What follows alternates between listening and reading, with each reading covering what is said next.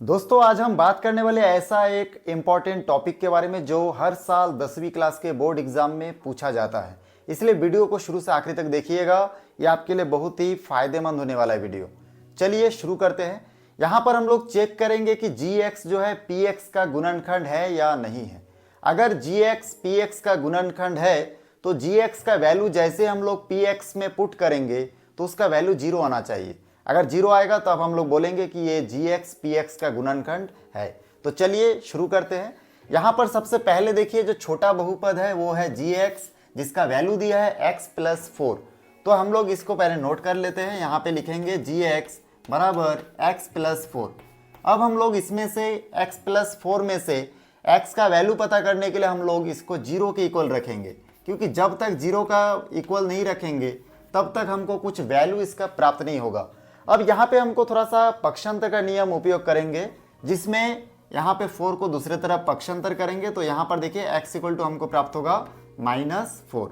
अब यहाँ पे हम लोग जी में से एक वैल्यू को प्राप्त कर लिए x इक्वल्स टू -4। इस वैल्यू को हम लोग पी वाला जो बहुपद है, जो पॉलिनोमियल है, उसमें पुट करेंगे। तो यहाँ पर देखेंगे जैसे जैसे हम लोग इन सभी x के जगह पर हम लोग -4 पुट करेंगे तो कितना आएगा, देखिए यहाँ पे हो जाएगा -4 इक्वल्स टू x के जगह हो जाएगा -4, क्योंकि x का स्क्वायर है इसलिए इसके ऊपर स्क्वायर दीजिए। जब भी क्वेश्चन अगर डबल हो, जैसे दो संख्या या फिर माइनस के रूप में है, तो आप एक साथ कोष्टक का उपयोग करिए। खाली सिंगल संख्या रहने से अगर 4 रहता तो कोष्टक देने की जरूरत नहीं था, खाली स्क्वायर लगा सकते हैं। उसके बाद यहाँ पर देखिए प्लस का प्लस हो जाएगा, 2 का 2 होगा और x की जगह -4 और +1 का 1 होगा। उसके बाद यहाँ पे माइनस को 2 बार गुणा करेंगे तो प्लस हो जाएगा, 4 को 2 बार गुणा करेंगे तो यहाँ पर 16 हो जाएगा, मतलब 16 आएगा। यहाँ पे लोग गड़बड़ी क्या करते कि घात के साथ इस 4 को गुणा कर देंगे तो 8 आ जाएगा, तो गलत हो जाएगा, वैसा मत कीजिएगा। तो 4 चौक कितना हो जाएगा, 16। यहाँ पे देखिए प्लस है और अंदर इसको गुणा करेंगे, अंदर माइनस है, तो प्लस माइनस में पहले चिन्हों को सेटल कीजिए तो माइनस आएगा। 2 के साथ 4 को गुणा करिए तो यहाँ पे 8 आएगा, प्लस का प्लस 1 का 1 होगा। उसके बाद यहाँ पर इन दो संख्याओं को आपस में आप माइनस प्लस करके देखिए क्या होता है। सबसे पहले देखिए 16 को 8 के साथ अगर माइनस करूंगा तो 8 आएगा, और आखिरी में जो +1 बचा हुआ था उसको जैसा का वैसा नोट करिए। उसके बाद यहाँ पर इक्वल और फिर 8 और 1 हो जाएगा 9। बिल्कुल दो संख्या करके हल करते करते आगे बढ़ना है। यहाँ पर हमको p का जो px का जो वैल्यू है, मतलब p-4 का जो वैल्यू है 9 प्राप्त हुआ। जैसे हम लोग जी का मान जो आया था उसको पी वाले बहुपद में रखे तो उसका आंसर 0 के बजाय 9 आया है, मतलब 0 नहीं आया, इसलिए नॉट इक्वल्स टू 0 नोट करिए। और उसके बाद यहाँ पे ये नोट कर दीजिए कि पी या जी पी का गुणनखंड नहीं है। तो इस प्रकार ये क्वेश्चन सॉल्व हो जाएगा, पी का गुणनखंड नहीं है। दोस्तों मेरा ये वीडियो आपको कैसा लग रहा है आप कमेंट्स में ज़रूर बता सकते हैं। आपको समझ में आ रहा है कि नहीं, क्या दिक्कत आ रहा है आप बता सकते हैं। तो जी पी का गुणनखंड नहीं है, यहाँ पे आपको इस प्रकार से नोट कर देना है कि जी पी का गुणनखंड नहीं है। बहुत ही सिंपल था। तो ये जो टॉपिक है ये 2022 में सेट बी में आ चुका था। मैं खाली एक ही सत्र आपको बता रहा हूँ, बाकी ये बहुत सत्र में पूछा गया है। आप अगर पिछला 5 साल का क्वेश्चन पेपर देखेंगे तो हर साल इस तरह के एक टॉपिक आता है। चलिए इसके बाद सेकेंड टॉपिक देखते हैं। हमारा जो दूसरा टॉपिक है ये भी बहुत इंटरेस्टिंग टॉपिक बन जाता है, क्योंकि ये ऐसा टॉपिक है जो हम लोग जानते हैं कि हर क्वेश्चंस में ये काम आता है। देखिए इस टॉपिक में मेन खासियत क्या है, इसमें आपको 3 रूल फॉलो करना पड़ेगा। बहुत ही आसान होता है, आपको मैं डिटेल्स में बताऊंगा, वीडियो को शुरू से आखिर तक देखते रहिएगा। इसमें हमको सबसे पहले तो ये जानकारी होना पड़ेगा कि हमको करना क्या है। उन स्टेप्स को फॉलो करके बहुत आसानी से हम लोग इन सभी को फॉलो कर सकते हैं।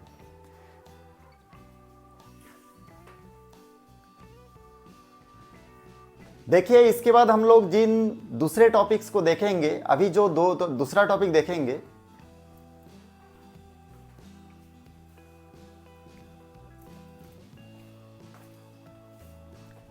अब देखिए हम लोग जिन सेकेंड टॉपिक की बात करेंगे ये बहुत ही इंटरेस्टिंग होने वाला है, क्योंकि ये टॉपिक ऐसा है जो हर साल इसमें से एक प्रश्न आता है। इसको कभी कभार मध्यपद तोड़िए या फिर गुणनखंडन कीजिए या फिर इसको हम लोग जानते हैं मूल ज्ञात करिए, इन सभी में ये काम आता है। तो चलिए देखते हैं कैसे इसको सॉल्व किया जा सकता है। मैं आपको 3 स्टेप्स ऐसा बताऊंगा जिसके थ्रू आप बहुत आसानी से इन क्वेश्चंस को बना सकते हैं। सबसे पहले आपको कुछ नहीं करना, यहाँ पे रफ करना है, ठीक ना। रफ में आप क्या क्या करेंगे उसको मैं यहाँ पे साइड में बताते जाऊंगा। पहला स्टेप में आपको ध्यान देना है कि ये जो प्रश्न है इसका पहला और आखिरी संख्या की बात कर रहा हूं। यहाँ पे ध्यान आप दीजिए, यहाँ पर बहुत लोग क्या करते हैं कि अक्षरों को देखते हैं, संख्या 1 2 3 4 इस प्रकार संख्या को ध्यान देना है। तो यहाँ पे एक्स स्क्वायर के सामने कोई भी संख्या नहीं है, मतलब 1 है, और लास्ट में एकदम संख्या दिख रहा है 2। इन दोनों को पहला स्टेप में आप गुना कर दीजिए। तो यहाँ पे लिखेंगे 1 × 2 बराबर यहाँ पे आपको मिलेगा 2। ये आपका पहला स्टेप हो गया। दूसरा स्टेप में आपको देखना है कि इस 2 का गुणनखंड, मतलब कौन कौन से पहाड़ा में 2 आता है।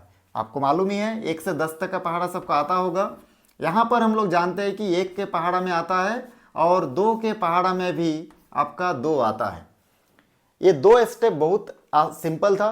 तीसरा स्टेप आप लोग देखेंगे कि इसमें से किसको जोड़ने घटाने से मध्य पद, मतलब मध्य में जो संख्या है वो आना चाहिए।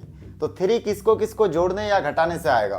तो हम लोग देखेंगे कि तीसरा स्टेप में इस पहले वाले को अगर हम लोग आपस में जोड़ देंगे तो हमको यहाँ पे 3 प्राप्त होगा, मतलब पहली बार में ही हमको प्राप्त हो गया। अगर नहीं होता तो हम लोग सेकंड को ट्राई करते, सेकंड नहीं होता तो तीसरा के बाद चौथा, पांचवा, छठवा, हर लाइन को चेक करते हुए हम लोग आगे बढ़ते।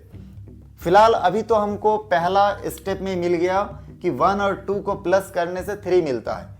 यहाँ पर देखिए जो मध्य पद है ये x के रूप में है, इसलिए हमको इन सभी के सामने, मतलब सभी के साइड में हमको x के रूप में लिखना पड़ेगा। जैसे 1 है तो 1x, प्लस का प्लस, 2 है तो 2x और बराबर 3 है तो 3x। इसका मतलब ये है कि 1x और 2x आपस में जुड़ने से 3x बनता है। और इससे ये भी समझ में आता है कि इस 3x के जगह पे हमको 1x प्लस 2x रखना चाहिए। बस यहाँ तक समझ आपको बनाना है जब मध्य पद या गुणनखंडन करने बोलते तब। अब आप क्या करेंगे, इस प्रश्न को आराम से नोट करिए, x² प्लस 3x प्लस 2। अब इसके बाद देखिए यहाँ पर पहला और आखिरी जो पद है इन दोनों को हुबहू एज इट इज जैसा है वैसे ही आप नोट कर दीजिए। अब ये मध्य में क्या होगा, तो मध्य में देखिए इसको आपको 3x के जगह पे इन दोनों को बिठाना पड़ेगा, मतलब यहाँ पे आपको नोट करना पड़ेगा 1x प्लस 2x। अब सामने कुछ नहीं है तो आप प्लस का निशान लगा सकते हैं। अब इन दोनों में से हम लोग कॉमन ले लेंगे x को, तो यहाँ पर बचेगा, देखिए इन दोनों में से x को कॉमन लेंगे। ये कॉमन कैसे लिया जाता है इसके ऊपर भी मेरा वीडियो है, आप लोग उसको जाके देख सकते हैं। मैथमेटिक बेसिक करके मेरा प्लेलिस्ट में बना हुआ है, उसमें आप देख सकते हैं। फिलहाल तो अभी यहाँ पे इन दोनों में से कॉमन लूंगा x, 2 में से 1x चला गया तो 1x बचा, प्लस का प्लस, 1 और x में से x चला गया तो 1 बचा यहाँ पे।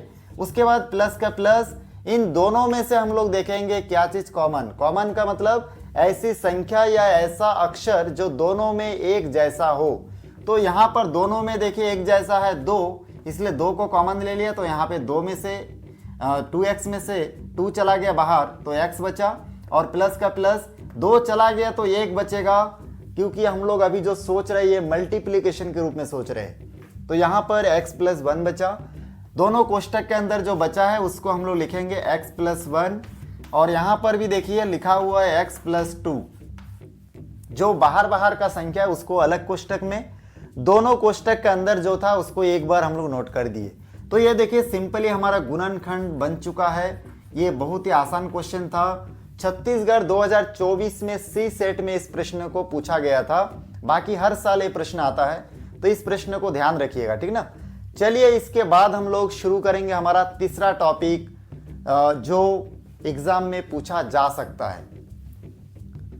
यहां पर जो हमारा तीसरा टॉपिक है वो है द्विघात समीकरण। अच्छा, ये ध्यान देने वाली बात है कि द्विघात समीकरण और वर्ग समीकरण एक ही प्रकार के समीकरण है, दोनों में कोई फर्क नहीं है।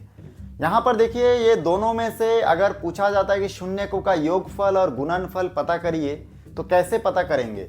इसमें यहाँ पे आपको सीखना पड़ेगा ए, बी और सी। ए, बी, सी से बहुत सारा क्वेश्चंस बनता है, जिसमें से हम लोग जानते हैं विभेदक का प्रश्न बनाना या वर्ग समीकरण विधि से हल करना। और इसके अलावा भी हम लोग जानते हैं कि ए, बी, सी का प्रयोग गुणनखंड करने के लिए भी हम लोग पता कर सकते हैं। तो यहाँ पर देखिए जो प्रश्न दिया है जिसमें लिखा है कि मूलों का योगफल और गुणनफल पता करिए, इनमें से एक क्वेश्चन आता है। बहुत बार हो सकता है कि समीकरण नहीं रहेगा, मतलब बराबर जीरो नहीं दिया रहेगा, लेकिन रूल सेम एक ही जैसा है इसका, ठीक ना। तो बनाने का जो मेथड है वो एक ही जैसा रहेगा। यहाँ पर क्वेश्चन दिया है 3x² plus 7x plus 1 equal to 0। इसको हल कैसे करें? तो इसको हल करना बहुत ही सिंपल है। यहाँ पर सबसे पहला काम जो है आपको इसमें a, b और c निकालना पड़ेगा। तो जैसे यहाँ पे हम लोग a, b, c निकाल लेंगे। यहाँ पे नोट कर लेता हूँ मैं। यहाँ पे a का जो वैल्यू है वो 3 है, b का जो वैल्यू है देखिए यहाँ पे 7 है, और c का जो वैल्यू है वो देखिए लास्ट में 1 है। a, b, c याद रखिएगा, x² के सामने a का मान, खाली x के सामने b का मान और लास्ट में c का मान। संख्या के सामने अगर माइनस दिखेगा तो माइनस भी आपको लेना पड़ेगा। बहुत लोग गलती ये करते हैं कि माइनस को नहीं लेते, संख्याओं को लेते हैं और क्वेश्चन गलत बन जाता है, मतलब आंसर जो है उसका गलत आता है और सॉल्व नहीं हो पाता। तो यहाँ पर देखिए ABC निकालने के बाद अब हमको इन दोनों टॉपिक्स पर फॉलो करना है, ठीक ना, कि इसमें लिखा क्या है, क्या पता करना है। तो यहाँ पर देखिए लिखा हुआ है मूलों का योगफल। तो मूलों का योगफल का सूत्र क्या है? सूत्र आपको मैं इसका ट्रिक पहले एक वीडियो में बता चुका था और फिर से एक बार बता रहा हूँ। देखिए मूलों का योगफल और गुणनफल, ABC आ गया आपको ध्यान में, तो आप रफ में A, B और C नोट कर लीजिए। उसके बाद इस A को कैंसिल कर दीजिए और B और C के नीचे बिठा दीजिए। पहला वाला दोनों प्लस में मिलेगा, पहला वाला माइनस लगा दीजिए। तो ये होगा आपका योगफल का सूत्र और ये होगा आपका गुणनफल का सूत्र। तो यहाँ पर योगफल का सूत्र क्या है? -b/a। आपको मैं ये ट्रिक बताया, अगर आप इस ट्रिक से यूज करते तो ठीक, और याद है तो भी अच्छी बात है। उसके बाद यहाँ पर बराबर माइनस का माइनस होगा और b के जगह b का वैल्यू देखिए देख देख के आपको पुट करना है 7, a का वैल्यू देख देख के आपको लिखना है 3 का 3। तो यहाँ पर a, b, c निकालने के बाद मेन दूसरे स्टेप में आप क्या करेंगे? सूत्र लिखेंगे और उसके बाद तीसरे स्टेप में आप a, b, c के वैल्यू को उसके जगह पे, प्रॉपर जगह पे आप बिठाएंगे। बिठाने के बाद आपका आंसर एक ही लाइन में दिख जाता है। इसी प्रकार से मूलों का गुणनफल, तो मूलों का गुणनफल का सूत्र क्या होता है? c/a। तो मूलों का गुणनफल नोट करेंगे और उसके बाद हम लोग यहाँ पे नोट कर सकते हैं c/a। c का वैल्यू यहाँ पर आप देखिए कितना है? 1 है, और a का वैल्यू देखिए यहाँ पे कितना है? 3 है। तो इस प्रकार से दो आंसर हमको मिल गया। पहला जो योगफल का सूत्र का जो इसमें से जो आंसर आया -7/3, और सेकंड में जो आंसर आया वो है 1/3। बहुत ही सिंपल होता है, आपको डरना बिल्कुल नहीं है। समीकरण हो या खाली बिना समीकरण वाला प्रश्न हो, योगफल और गुणनफल शब्द आ गया तो अब ध्यान रखिएगा आपको इस सूत्र का ही उपयोग करना है, -b/a और c/a। दोस्तों हम लोग का जो चौथा टॉपिक है वो है समांतर श्रेणी। समांतर श्रेणी क्या है? समांतर श्रेणी का मतलब ऐसा क्रम जिसमें हम लोगों को एक ही डिस्टेंस में एक दूसरी संख्या मिलता है। इसमें एक्चुअली इस तरह के क्वेश्चन पूछे जाते हैं कि इसका 10वां नंबर पे क्या होगा। अगर कुछ क्रम आपको बता दे तो 10वां नंबर पे क्या होगा, कौन सी संख्या होगा, उसको पता करने के लिए हम लोग इसका उपयोग करते हैं। तो देखिए यहाँ पर जो प्रश्न है जिसमें लिखा हुआ है कि समांतर श्रेणी 2, 4, 6, 8 का 10वां पद ज्ञात करो। छत्तीसगढ़ 2017 में सेट सी में पूछा गया था। ये प्रश्न पूछा तो 2017 का मैं एक क्वेश्चन लिया हूं, बाकी हर साल इसमें से एक प्रश्न आता है। बहुत बार क्वेश्चन थोड़ा घुमा के देता है, जैसे पिछले साल आया था जिसमें प्रथम पद और सार्वंतर और n का मान पहले से नोट किया हुआ था, खाली आपको सूत्र लगा के हल करना है। फिलहाल इसमें ऐसा नहीं है, इसमें हमको पता करना है। तो देखिए हमको इस समांतर श्रेणी शब्द आते आपके दिमाग में 3 अक्षर आएगा, ए, डी और एन। इसमें से ए का जो मतलब है वो है प्रथम पद। प्रथम मतलब आप जैसे ही प्रश्न को देखेंगे तो पहले ही आपको जो संख्या दिखेगा वही होगा पहला पद। यहां पर देखिए पहला पद 2 है इसलिए 2 लिखेंगे। उसके बाद डी मतलब होता है सार्वंतर और डिफरेंस भी बोल सकते हैं, मतलब कितना डिफरेंस है दो संख्याओं के बीच में। वैसा डिफरेंस निकालने के लिए आप इसमें से दूसरी संख्या को पहली संख्या के साथ घटाना है। ध्यान देना इस चीज को, दूसरी संख्या को पहली संख्या से घटाना है। गलती कब होगा? अगर पहली संख्या से दूसरे को घटाओगे तब गलती होगा। तो ध्यान देना, दूसरे संख्या को पहले नंबर पे लिखना है और पहली संख्या को दूसरे नंबर पे लिखना है। तो इसमें डिफरेंस कितना आ रहा है 2 का। उसके बाद देखिए n मतलब कौन सा पद या कौन सा टर्म आपको पता करने बोल रहे हैं, जिसमें इसमें बोला गया 10वां पद ज्ञात करिए। मतलब 2 4 6 8 करके चलते जाएंगे तो 10वां नंबर पे कौन सा संख्या आएगा उसको पता करना है। तो इसको पता करना बहुत ही आसान है। n का मान तो 10 दे ही दिए हैं, बस 10 लिख दीजिए। अगर ऐसा कोई क्वेश्चन आपको मिल जाता है जिसमें n का मान नहीं दिया है तो आप बिल्कुल n के जगह n ही लिखे रखेंगे, उसमें आपको कुछ भी नहीं करना है। चलिए अब हम लोग nवां पद का सूत्र लिखते हैं। तो हम लोग जानते हैं कि जो nवां पद का सूत्र है समांतर श्रेणी के nवां पद का सूत्र, ठीक ना, nवां पद का सूत्र क्या होता है? तो nवां पद का सूत्र होता है a plus n minus 1d।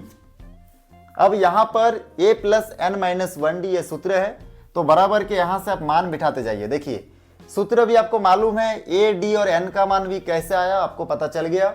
अब खाली आपका काम है कि इस सूत्र में मान को देख देख के बिठाना। जैसे कि a का मान देखिए यहाँ से a बराबर 2 लिखा है, मतलब a के जगह 2 लिखिए, प्लस का प्लस, उसके बाद कोष्टक का कोष्टक दीजिए। n के जगह n का मान देखिए 10 लिखा है, n बराबर 10, तो यहाँ पे 10 लिखिए। उसके बाद माइनस 1 का 1, d के जगह d का वैल्यू यहाँ पे 2 दिख रहा है इसलिए आप 2 लिखेंगे। अब यहाँ पर देखिए क्या हो जाएगा, 2 का 2 होगा, फिर प्लस का प्लस, 10 में से 1 क्या हो जाएगा, कोष्टक के अंदर पहले गुना भाग करिए, जोड़ना घटाना गुना भाग, कोष्टक के अंदर जो भी है उसको पहले सॉल्व अगर हो सकता है तो करिए। उसके बाद लास्ट में हम लोग बाहर गुना करते हैं, ठीक ना। तो यहाँ पर देखिए 10 और 1 को अगर घटाएंगे तो 9 बचेगा, तो 9 को कोष्टक के अंदर लिखे रही कहिए, और 2 का 2 होगा। उसके बाद यहाँ पे 2 का 2 प्लस ये दोनों गुना होके कितना हो जाएगा, 9 दूनी 18, और 18 और 2 अगर जोड़ देंगे तो कितना आ जाएगा 20। बोर्ड मास रूल आप लोग पढ़े होंगे। सबसे पहला काम है ब्रैकेट हटाना, मतलब ब्रैकेट के अंदर जोड़ना घटाना जो भी होगा उसको करना। उसके बाद ब्रैकेट के बाहर कोई संख्या है तो उसको जोड़ना घटाना गुना करना जो भी है उसको बाद में देखते हैं। तो यहाँ पे इस प्रकार देखिए बहुत आसानी से हमको पता चल गया कि 2 4 6 8 करके चलते जाएंगे तो 10वां पद मतलब 10वां नंबर पे हमको क्या प्राप्त होगा, 20 प्राप्त होगा। इस प्रकार से ये सॉल्व हो गया। तो इस तरह के एक क्वेश्चन आपका एग्जाम में आ सकता है, हर साल आता है, बिल्कुल ध्यान से देखिएगा। चलिए नेक्स्ट क्वेश्चन देखते हैं। यहां पर देखिए जो 5वां हमारा टॉपिक निकल के आ रहा है वो है समांतर श्रेणी का योगफल कैसे पता करें।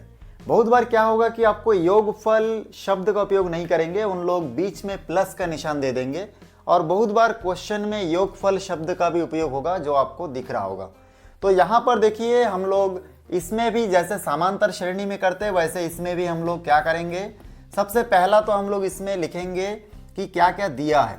तो सबसे पहले देखिए इसमें पहले जो दिखेगा, क्योंकि हमको समांतर श्रेणी का nवां पद और योगफल के दोनों के ही सूत्र में a का मान, d का मान और n का मान चाहिए। तो सबसे पहले हम लोग a का मान, d का मान और n का मान नोट करेंगे। तो यहाँ पर a का वैल्यू क्या है, जो स्टार्टिंग में एकदम पहले ही दिख जाएगा आपको प्रश्न में, एकदम पहला नंबर पे जो दिख जाएगा वही आपका a का मान है, मतलब यहाँ पे 11 है। उसके बाद d का मान पता करने के लिए आपको दूसरे नंबर का जो संख्या है उसको पहले लिखना है, और माइनस के बाद पहले नंबर के संख्या को आपको नोट करना है। और 13 में 11 अगर माइनस करेंगे तो यहाँ पे आपका 2 बचेगा।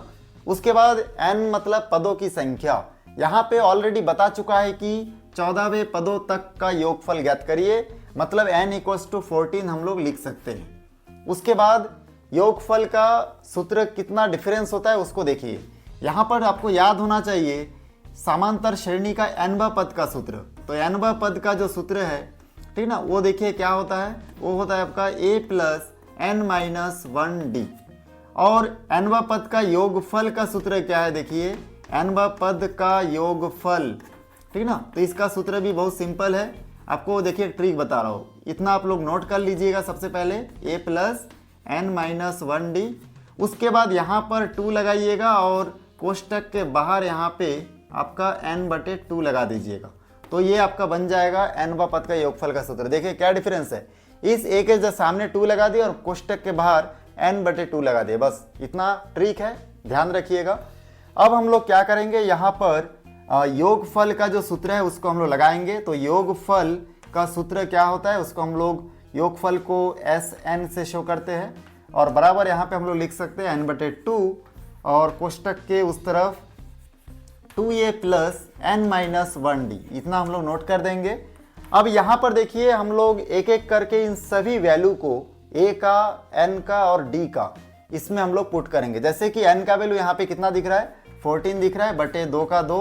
उसके बाद देखिए यहाँ पे 2 का 2 होगा, a के जगह a का वैल्यू आपको 11 दिख रहा है, प्लस का प्लस, n का वैल्यू आपको 14 दिख रहा है, कोष्टक का कोष्टक होगा, माइनस का माइनस, 1 का 1। उसके बाद d का वैल्यू आपको दिख रहा है देखिए 2, तो 2 लिखिए, कोष्टक बंद कर दीजिए। उसके बाद यहाँ पर ये दोनों कैंसिल होगा, तो यहाँ पे देखिए 7 बचा, और अंदर क्या क्या है देखिए 2 और 11 का गुना करेंगे तो कितना हो जाएगा 22, प्लस का प्लस, कोष्टक का अंदर देखिए 14 में से 1 माइनस होगा तो 13 बचेगा, और बाहर 2 बचा है तो 2 का 2। अब हम लोग इस 22 को इसके जोड़ने से पहले इनको गुना करना पड़ेगा, क्योंकि बोर्ड मास रूल के अनुसार पहले गुना भाग होता है, उसके बाद जोड़ना घटाना। तो यहाँ पर प्लस 13 दूनी यहाँ पे 26 हो जाएगा। 26 और 22 को अगर आपस में हम लोग ऐड करेंगे तो 26 और 22 कितना हो जाएगा 48।